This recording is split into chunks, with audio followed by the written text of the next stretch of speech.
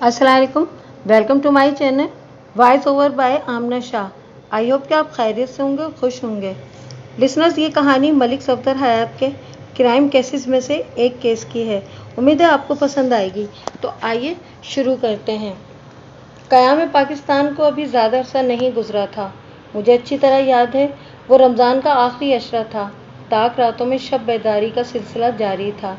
मस्जिदें आबाद और लोगों के दिल खुशियों से मामूर थे। वो इस माह मुबारक की रहमतों और फजीलतों से भरपूर इस्तिफ़ादा कर रहे थे। मगर कुछ बदबख्त ऐसे भी थे जो इस ज़र्री मौके से फ़ायदा उठाने की बजाय अपने नामाए आमाल की स्याही को मज़ीद गहरा करने में मसरूफ़ थे। इस रोज़ सुबह से मेरी तबीयत नासाज थी। मैं थाने से भी जल्द उठाया था और तरावी की अदायगी के लिए मस्जिद में भी नहीं जा सका था। इशा की नमाज के बाद मैं अपने क्वार्टर्स में बिस्तर पर लेटा आराम कर रहा था कि दरवाजे पर होने वाली दस्तक ने मुझे चौंका दिया। यकीनन कोई अहम मामला दरपेश था, वरना मैं शबीना ड्यूटी वाले अमले को अच्छी तरह समझा आया था कि इंतहाई नागुज़ीर हालात ही में मुझे बुलाया जाए। इस वक्त भी मुझे अच्छा खासा बुखार था। मैंने बिस्तर छोड़ा और सहन को अबूर करके अपने क्वार्टर का बैरूनी दरवाज़ा खोल दिया। सामने हवलदार खड़ा था। उसके चेहरे पर परेशानी झलक रही थी। मैंने सवालिया नज़रों से उसे देखा और पूछा, क्या बात है सूबे खान? वो इज़्तिरारी लहजे में बोला, आपको बेआराम करने के लिए माजरत चाहता हूँ मलिक साहब, लेकिन मामला ही कुछ ऐसा है कि आपको चलना होगा।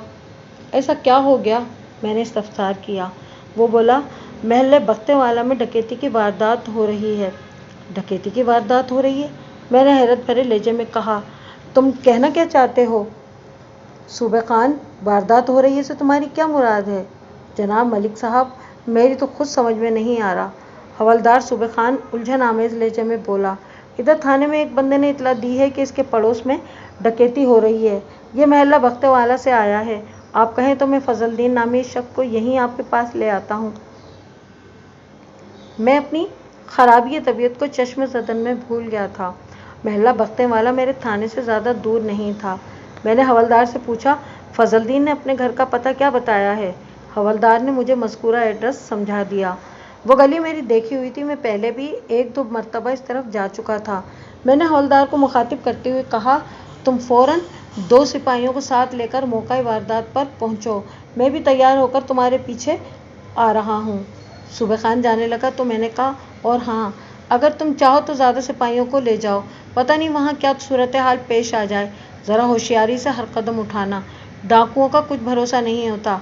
जब इनकी जान को ख़तरा दरपेश हो तो वह घर के अफराद को यरगमाल बनाने की भी कोशिश करते हैं, और बाज़ औक़ात तो एक आध बंदा फड़काने से भी गुरेज नहीं करते। जो लोग बरकतों रहमतों वाले इस मुक़द्दस महीने में डकैती जैसे मकरू फ़ेल से बाज नहीं रह सकते, इनसे कुछ भी बईद नहीं है। आप फ़िक्र न करें जनाब, मैं बहुत एहतियात से काम लूँगा, सूबे खान ने पूरी यकीन लहजे में कहा और रुखसत हो गया। हवलदार के जाने के बाद मैंने जल्दी जल्दी अपनी वर्दी पहनी, सर्विस रिवाइवल को हॉस्टल में उड़सा और बख्ते वाले जाने के लिए रवाना होने से पहले थाने में झांक लिया। मुझ पर नज़र पड़ते ही ASI असलम बाजवा ने मुझे सलूट किया और मुअद्दिब लहजे में बोला, मलिक साहब, आपके हुक्म के मुताबिक हवलदार 4 सिपाहियों के साथ बख्तेवाला जा चुका है। आपकी तबीयत ठीक नहीं है, अगर आपकी इजाज़त हो तो मैं भी आपके साथ चलता हूँ। अरे यार, ये बुखार क्या अहमियत रखता है। मैं थाने से बाहर निकल आया। तुम थाने ही में रुको, मैं अभी इन डाकुओं को आईनी जेवर पहनाकर थाने ला रहा हूँ। फ़िक्र की कोई बात नहीं, मैं बिल्कुल फिट हूँ। ASI ने बहस मुनासिब न समझी और वापस थाने की इमारत की तरफ चला गया। कुछ ही देर बाद मैं महल्ला बख्तेवाला में मौजूद था, लेकिन इस वक्त तक बिसात लिपट चुकी थी। बल्कि ये कहा जाए तो ज़्यादा मुनासिब होगा कि जब हवलदार 4 सिपाहियों को लेकर जाए वारदात पर पहुंचा, उस वक्त तक डाकू अपना काम करके वहां से 9-11 हो चुके थे। मैं जब मज़कूरा मकान पर पहुंचा तो एक रूह फरसा खबर मेरी मुंतज़िर थी। डाकू अपना काम तो कर ही गए थे, लेकिन जाते जाते इस घर की एक जवान लड़की को भी उठाकर ले गए थे। सफ़िया नामी मज़कूरा लड़की की उम्र 18 साल के लगभग थी और ईद के बाद इसकी शादी होने वाली थी। डाकुओं की तादाद 2 बताई गई, जो सफ़िया के कपड़े, जेवरात और ख़ुद इसे भी उठाकर ले गए थे। वो दोनों घोड़ों पर वहाँ पहुँचे थे, जिन्हें उन्होंने मकान के अक़ब में बांध रखा था। सफ़िया के घर का एक दरवाज़ा अक़वी जानिब भी खुलता था। डाकू ने राह फ़रार इख्तियार बाअल्फ़ाज़ दीगर वापसी के लिए वही दरवाज़ा इस्तेमाल किया था।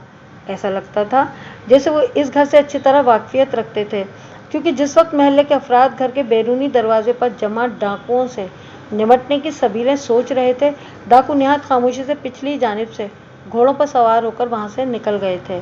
घर के अंदर एक कोहराम बपा था। सफिया की वालदा की हालत खासी नागुफ्ता बे थी। वो बार बार बेहोश हो रही थी।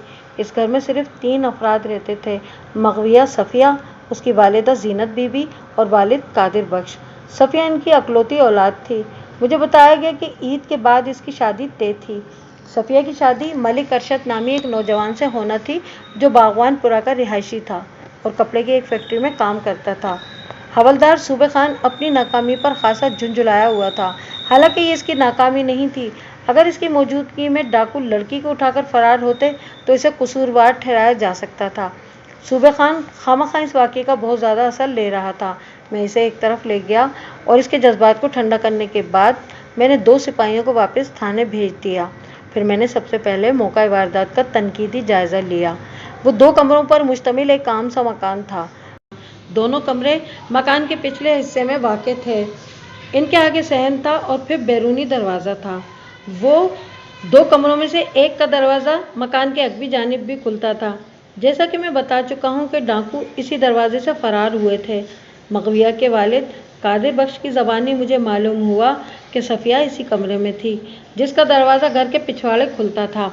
मौका वारदात का तफसीली नक्शा तैयार करने के बाद मैं वहाँ पर मौजूद अफराद के बयान कलमबंद करने लगा। इस कार्रवाई में रात के तकरीबन 10 बज गए। एक बात का जिक्र करना मैं भूल गया कि दोनों कमरों के आगे एक वसी बरामदा था और बावर्ची खाना, बाथरूम वगैरह भी सहन ही में बने हुए थे। सहन में जामन या गालिबन आम का एक पेड़ भी इस्तादा था, जिसके नीचे 2 बकरियां बंधी हुई थीं। सबसे पहले मैंने कादिर बख्श के पड़ोसी फजलदीन का बयान नोट किया। ये वही शख्स था जिसने थाने में आकर इस वारदात की इतला दी थी। फजलदीन की उम्र लगभग 40 साल रही होगी। पेशे के एतबार से वो एक दुकानदार था। मेले के बाजार में उसका किरियाना स्टोर था। मैंने इसके ज़रूरी क्वाइफ नोट करने के बाद पूछा, फजलदीन, तुम्हें कैसे पता चला कि तुम्हारे पड़ोस में 2 डाकू घुसे हुए हैं? जनाब मलिक साहब, वो खंकार कर गला साफ करते हुए बोला, मैं अपनी दुकान बंद करके घर की तरफ आ रहा था। मैंने कादिर बख्श के घर के अकब में 2 घोड़े बंधे हुए देखे तो मुझे बड़ी हैरत हुई। जब मैं अपनी गली में दाखिल हुआ तो 2 ढाटापोश अफराद को कादिर बख्श के दरवाजे पर देखकर मैं चौंक उठा। फिर इससे पहले कि मैं इनके करीब पहुंचता, वो दोनों घर के अंदर दाखिल हो चुके थे। गालिबन उन्होंने पहले दस्तक दी होगी, फिर जैसे ही दरवाज़ा खुला वो भुर्रा मारकर अंदर दाखिल हो गए। मैंने पूछा, इसके बाद तुम फ़ौरन थाने चले आए हमें इतला देने? नहीं जनाब, मैं फ़ौरन थाने नहीं आया था, बल्कि मैंने पहले अपने तौर पर तस्दीक करने की कोशिश की थी। क्या मतलब है तुम्हारा? फजलदीन ने बताया, मलिक साहब, मैं इन दोनों को देखकर शक में मुब्तला हो गया था। अगर इनके चेहरों पर ढाटे ना लगे होते तो शायद मेरा इस तरफ ध्यान भी ना जाता, लेकिन वो जिस हुलिये और पुरस्कार अंदाज में कादिर बख्श के घर के अंदर दाखिल हुए थे, इसने मुझे बहुत कुछ सोचने पे मजबूर कर दिया था। और फजलदीन का बयान तवील होने लगा तो मैंने किता कलामी करते हुए पूछा, फिर तुमने किस तरह तस्दीक की? मैंने फ़ौरन अपनी बीवी को बताया। फजलदीन ने तफसील में जाते हुए कहा। रज़िया बेगम ने पूरी तवज्जो से मेरी बात सुनी, फिर मेरे शक की तायद करते हुए बोली कि तुम जाओ और पता करके आओ कि आखिर मामला है क्या। मैंने रज़िया से कहा कि वो जाए और जीनत से मालूम करे, लेकिन इसने बताया कि जीनत से आजकल उसकी बोलचाल बंद है। अपने घर में बस हम दोनों ही जी हैं, मेरी कोई औलाद है नहीं। अपने तजस्सुस के हाथों मजबूर होकर मैं घर से निकला और कादिर बख्श के दरवाजे पर हल्की सी दस्तक दी। जब कोई जवाब न मिला तो मैंने कदरे तेज़ आवाज़ में दरवाज़ा बजाया। थोड़ी ही देर बाद कादिर बख्श की आवाज़ मेरी समाज से टकराई। कौन है? अंदाज बड़ा राजदाराना था। मैंने कहा, ये मैं हूँ कादिर, फजलदीन तुम्हारा पड़ोसी। हाँ हाँ फजलदीन, क्या बात है? कादिर बख्श ने दरवाज़ा खोले बगैर पूछा। मेरे शक में तो मज़ीद इजाफा हो गया। उसीली तौर पर मेरी दस्तक के जवाब में कादिर को दरवाज़ा खोल देना चाहिए था, जैसा कि पहले होता था, लेकिन इस वक्त वो अंदर ही से सवाल जवाब कर रहा था। मैंने कहा, कादिर बख्श यार, दरवाज़ा तो खोलो, मैं तुमसे कुछ ज़रूरी बातें करना चाहता हूँ। अंदर खामोशी रही। चंद लम्हों बाद कादिर की आवाज़ आई, फजलदीन, आज मैं बहुत थका हुआ हूँ। कल सुबह तुम्हारी दुकान से होता हुआ जाऊँगा, फिर जितनी जी चाहे बातें कर लेना। अब तो मैं सोने जा रहा हूँ। कादिर का गुरेज मेरे तजस्सुस को भड़का रहा था। मैंने कहा, यार तुम खैरियत से तो हो ना? हाँ हाँ, मैं तो बिल्कुल ठीक हूँ। मैंने थोड़ी देर पहले तुम्हारे घर में 2 अजनबी अफराद को दाखिल होते हुए देखा था। मैंने दास्ता ढाटा पोश अफराद के बजाय अजनबी अफराद का लफ्ज़ इस्तेमाल किया था। तुम खैर खैरियत से तो हो ना? चंद लम्हों तक अंदर खामोशी रही, जैसे कादिर बख्श जवाब देने से पहले सोच रहा हो। फिर उसकी आवाज़ आई, यार फजलदीन, तुम खामखा परेशान हो रहे हो।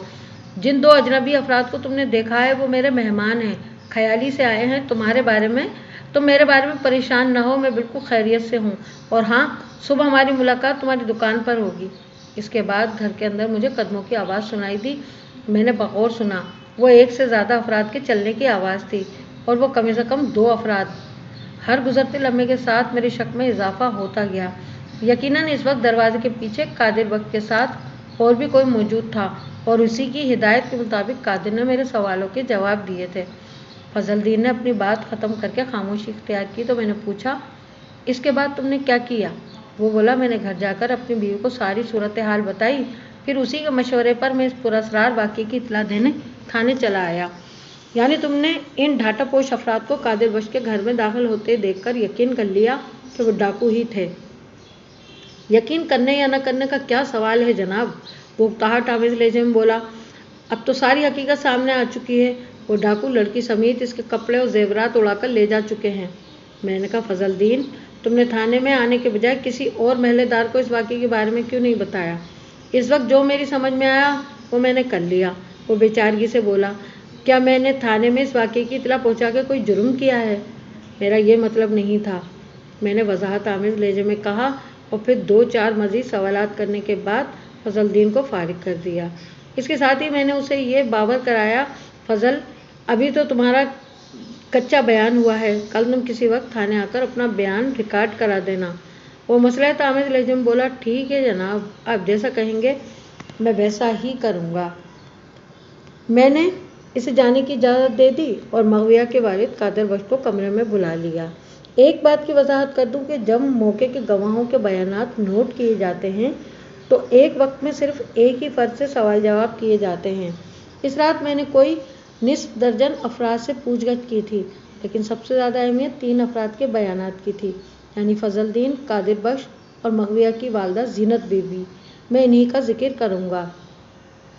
मैं इस वक्त इसी कमरे में बैठा था जहाँ से सफ़िया को अगवा किया गया था। कादिर बख्श की हालत खासी अबतर हो रही थी, ताहम अपनी बीवी की बनिस्बत उसने खुद को संभाल रखा था। मैंने कहा, कादिर बख्श, मुझे इस अफसोसनाक वाक़ये से दिली रंज हुआ है।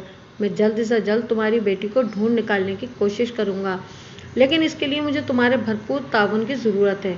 मैं हर किस्म के ताउन के लिए तैयार हूँ जनाब, वो गुलूगीर आवाज़ में बोला। कादिर बख्श, वो दोनों ढाठापोश कौन थे? मैंने बराह रास्त इसकी आंखों में झांकते हुए सवाल किया। मैं नहीं जानता वो कौन थे, वो दुखी लहजे में बोला। मैंने इन्हें पहले कभी नहीं देखा। एक लम्हे के तवक्कुफ से उसने इजाफा किया, देखने और पहचानने का क्या सवाल जनाब। उन्होंने जिस तरह अपने चेहरों को घेरे डांटों में छुपा रखा था, इससे इनकी शनाख्त करना बिल्कुल ही नामुमकिन था। हाँ, अलबत्ता एक बात मैं आपको बताते चलूँ, इनमें से एक का कद गैर मामूली बड़ा और दूसरे का गैर मामूली छोटा था।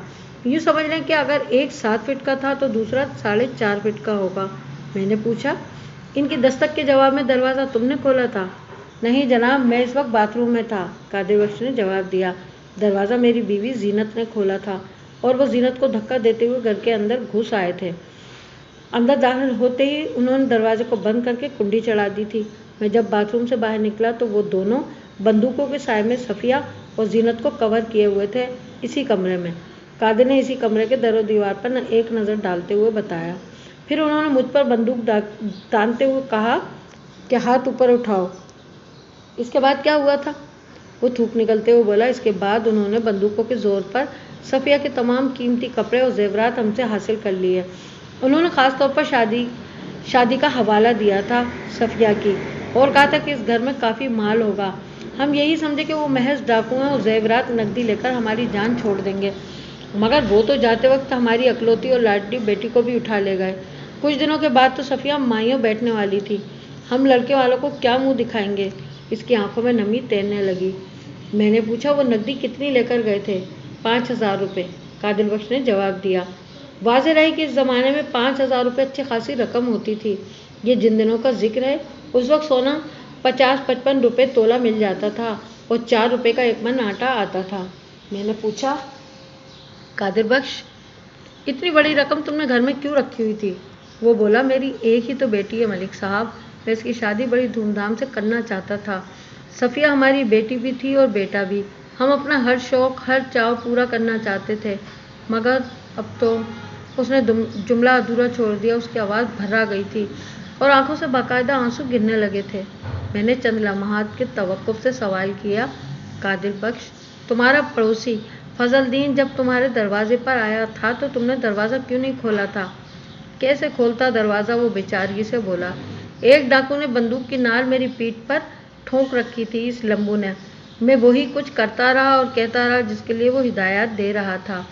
गोया फजलदीन का अंदाज़ा दुरुस्त था। मैंने पूछा, कादिर बख्श, तुम्हारा ज़रिया आमदनी क्या है? जनाब, मैं लकड़ी के काम का माहिर हूँ, फर्नीचर और दूसरी सजावट की चीज़ें बनाता हूँ। दूसरा कमरा निहायत ही उम्दा और दीदा ज़ेब किस्म के फर्नीचर से भरा हुआ था। यह मैंने सफ़िया को देने के लिए खुसूसी तौर पर तैयार किया था, मगर अब तो सफ़िया ही नहीं रही। वो जालिम ले गए मेरी बच्ची को। इसकी आवाज़ रुंध गई। मैंने तसल्ली आमेज लहजे में कहा, फिक्र न करो कादिर बख्श, मैं जल्द से जल्द तुम्हारी बेटी बाजियाब करा लूँगा। तुम इन दोनों डाकुओं के बारे में छोटी से छोटी बात भी मुझे बताओ, हर वो बात जिससे इनका सुराग लगाया जा सके। मुझे जो कुछ मालूम था वो मैंने आपको बता दिया है जनाब, वो रुहासे लहजे में बोला, और इससे ज़्यादा मैं कुछ जानता भी नहीं। मैंने पूछा, कादिर बख्श, तुम्हारी किसी से दुश्मनी तो नहीं है? ये क्या कह रहे हैं जनाब? मेरा मतलब है ये काम किसी दुश्मन का भी तो हो सकता है। मेरा तो कोई दुश्मन नहीं है जनाब, वो कुछ सोचते हुए बोला। मैंने ना तो किसी से दोस्ती पाल रखी और ना ही दुश्मनी। काम से वक्त ही नहीं मिलता। आज तक किसी से मेरी तल्ख कलामी भी नहीं हुई। लड़ाई झगड़ा तो दूर की बात है। मैंने सोच में डूबे हुए लहजे में कहा, अगर तुम्हारी किसी से दुश्मनी नहीं तो फिर ये दोनों अफराद कौन हो सकते हैं? इन्हें कैसे मालूम हुआ कि तुमने बेटी की शादी के लिए कीमती जोड़े और जेवरात तैयार करवा रखे थे? यकीनन वो तुम्हारे हालात से वाकिफ़ होंगे। अब ये बात कोई ढकी छुपी तो है नहीं कि ईद उल फितर के बाद सफ़िया की शादी होने वाली है। कादिर बख्श ने पुरख्याल लहजे में कहा, आजकल तो वैसे ही बहुत चोरियाँ हो रही हैं। चंद रोज़ कब नौशहरा रोड पर भी शादी वाले एक घर में डकैती हो चुकी है। इससे पहले गोंदला में भी। कादिर बख्श, मैंने मगविया के बाप की बात काटते हुए कहा, ऐसी वारदातों में डाकू सिर्फ कीमती सामान, जेवरात और नकदी वगैरह लेकर जाते हैं, लड़कियों को अगवा नहीं करते। वो बेबसी से सर हिलाने लगा। फिर मैं क्या कह सकता हूँ जनाब? मैंने एक फौरी ख्याल के तहत सवाल किया, कादिर बख्श, मैंने सुना है कि अरशद मलिक नामी एक नौजवान से मगविया की शादी होने वाली थी, जो बागवानपुरा में रहता है और कपड़े की किसी फैक्ट्री में काम करता है। आपने बिल्कुल ठीक सुना है, उसने तस्दीकी लहजे में कहा। अरशद मेरी बड़ी साली का लड़का है, यानी सफ़िया का खालाजाद। मैंने पूछा, मगविया का अरशद से रिश्ता तय होने का अरसा कितना है?